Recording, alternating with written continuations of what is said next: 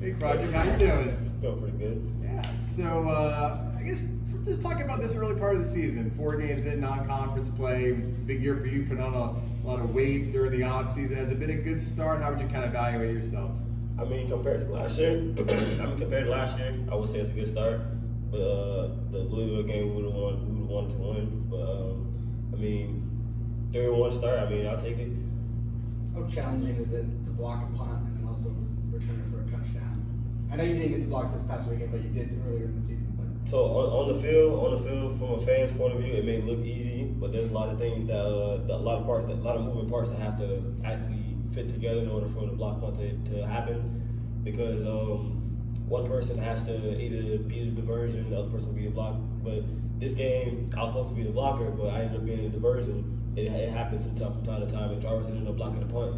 And I thank him every day to this day. And it's like, I mean, if he didn't block that punt, we would still be running down the field going in the game, probably be different. But it's not as simple as it looks on TV. There's a lot of moving parts to it. So when the ball's bouncing around, you're trying to go get for it. What's going through your mind? And when you do pick it up, what are the emotions like running towards the end zone? So when the ball is actually on the ground, and in my head, the only thing I'm hoping for is that I get a good bounce and I don't have to reach down and possibly kick it out of bounds or something like that, because that would be 100% embarrassing on TV. But once you actually get the ball in your hand, the first thing you're looking for is who do I have in front of me, whether they're an enemy or their teammate. And at that moment, when I seen half my teammates in front of me, I was like, oh, this is a certified touchdown right here. Achieving that a certified touchdown, as you say there too, how big of a momentum shift in the game, and what was it like when you got back to the sideline after that? I'll say that was a huge momentum shift, all because we were like, Georgia Tech was going to have the ball coming out of half.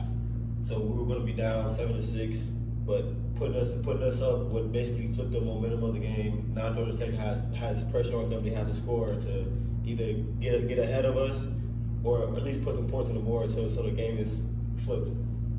Coach said after the game on Saturday that you have a knack on special teams to find the ball. So how does one develop that knack, and in what regards is it a point of personal pride for you? I'll say that knack for finding the ball came from last year's defense.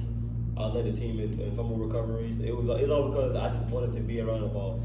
Mostly because being around the ball, it brings about I would say exposure to different teams. Like, okay, this guy's gonna find the ball, whether it's in the air, whether it's on the ground, and some teams tend to game plan around that and stuff like that. But I would say just having a knack for the ball, it comes within playing with years of football experience.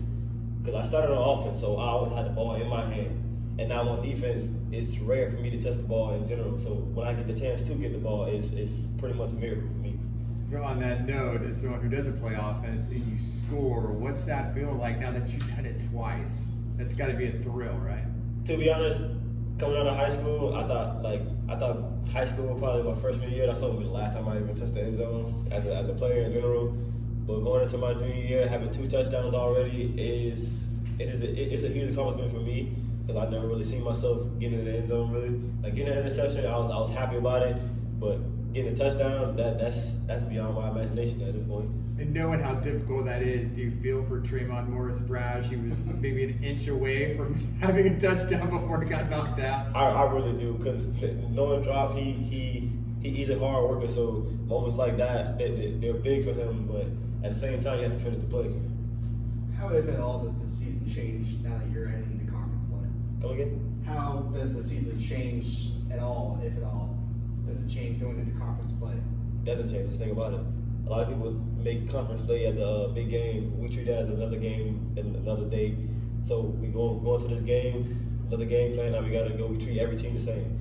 Never look down on anybody. Never look high at anybody. Everybody's the same to us, and we're gonna play like you're an opponent, like you're a high tier opponent. So with that in mind, with SMU coming to town, within the conference they're a higher tier on offense too. Tanner Mordecai coming back at quarterback, you used to play offense, so as an aficionado of offense as well as a defensive player, how do you feel about SMU coming out? Could they be the toughest offense you face this year? I feel like they probably will due to their high velocity in offense. Like I watched some film on them. They're already set before the chains even get down the field. So as a defense, we probably have to get ready for high tempo offense and just play our keys, get on the field and do what we do best. A lot of the guys that have been up here have talked about the red zone attitude that's required. What, from a standpoint of maybe scheme or play calling, is working when you guys have your backs against the wall in the red zone?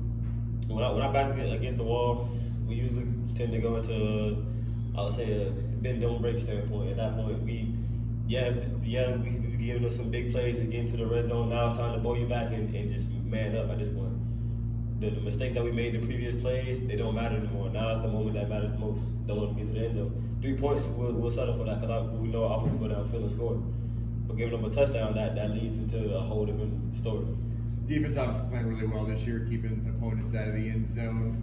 What's really been the reason for that? Is it partially, year 2 under T-Will, guys coming together? Like, why are you guys playing so well right now, you think? I would say it's a mixture of both of us being on the T-Will for another year and also the chemistry that we had during the offseason. During the offseason, we literally went out together as a team multiple times. We just chilled, and then during the times we didn't go out, we would have like little circles of groups that we literally just talk about our problems and things like that.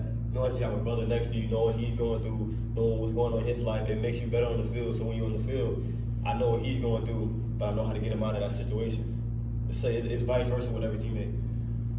I know you said you treat every opponent as the same, every game is the same, but when we talked to all the players before the season started, one of the ambitions was conference championship, winning as many of those games as you can and getting that title back. With this being the first conference game, is there a little bit of more of an eagerness in the locker room right now?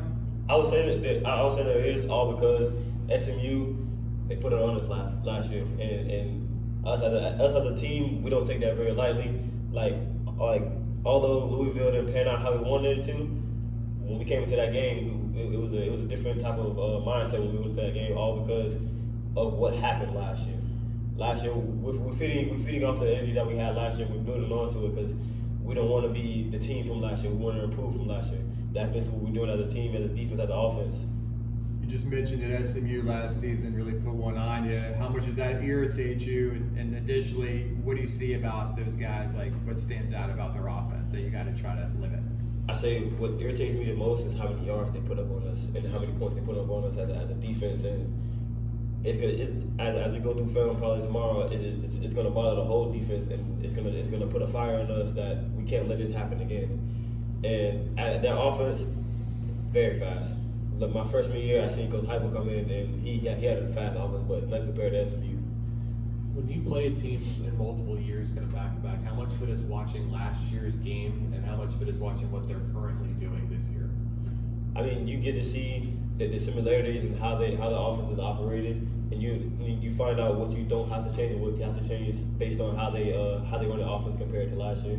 So a lot of our plays and things like that will be altered, but we'll find a way to beat them.